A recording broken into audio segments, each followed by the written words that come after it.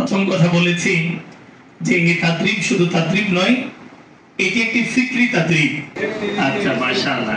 এরপরে ইসলামী আকীদা অধ্যায়, পাঠ পরিকল্পনা। ইসলামী আকীদা অধ্যায়ের মধ্যে কালিমা পরিচ্ছেদ, কালিমা পরিচ্ছেদ কি বলতে হবে?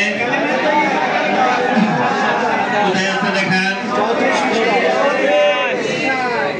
মাশাআল্লাহ।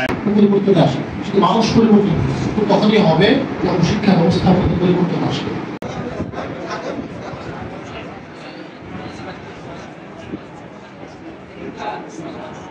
এই সম্মানের চিন্তাটা কোথেকে আসে? তার মধ্যে কোনো না কোনো হয়তো দুর্বলতা কোনো ব্যাপার থাকে, সেটাকে সে ঢাকতে চায়, এই জন্য সে কঠোর হয়। আমাদের মধ্যে যারা নাকি ফিকিরহীন জিন্দেগি চালাচ্ছি, কোনো ফিকির নাই, এরকম জিন্দেগি যারা চালাচ্ছি, তাদের দ্বারা সমাজের মধ্যে তো কেমন কোনো কাজ হয় না।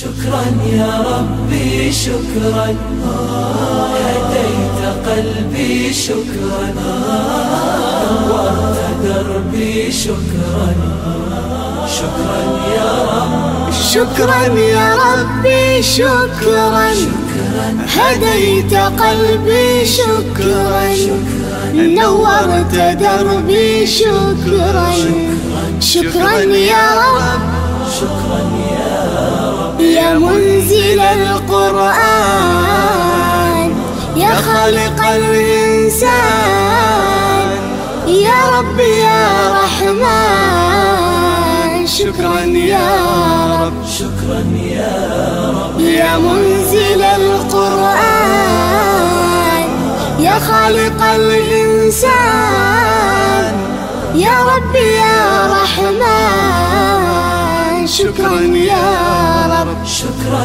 يا ربي شكرا هديت قلبي شكرا।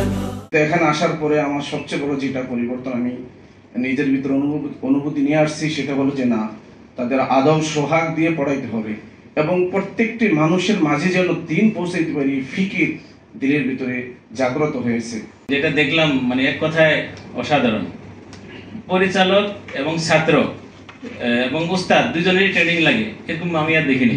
তাদের যে দরদ এবং ওনার যে উম্মার প্রতি যে ব্যথা, সেই ব্যথা এবং দরদ পরিপূর্ণভাবে নিজের ভিতরে নেওয়ার চেষ্টা করব, করে তারপর ইনশাআল্লাহ ওনাদের পরামর্শ অনুযায়ী, মুরব্বীদের পরামর্শ অনুযায়ী কাজের ময়দানে ঝাঁপিয়ে পড়বো। আল্লাহ তাআলা তৌফিক দান করুন।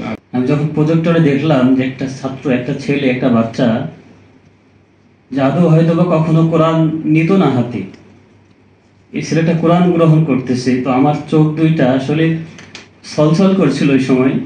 তখন থেকে একটা প্রতিজ্ঞা নিয়েছি, ইনশাআল্লাহ যদি জীবনে কেউ পাশে না থাকে, যে এলাকাতে আছে সেখানে যদি আমাকে একাই লড়তে হয়, একাই মেহনত করতে হয়, আজীবন মেহনত করে যাব, লড়ে যাব। এবং যে দৃশ্য আমি এখান থেকে দেখে গেছি, এই দৃশ্য ইনশাআল্লাহ আমি আমার জায়গাতে বাস্তবায়ন করব। আল্লাহ পাক রব্বুল আলামিন তৌফিক দান করেন। يا ربي شكرا هديت قلبي شكرا نورت دربي شكرا شكرا يا رب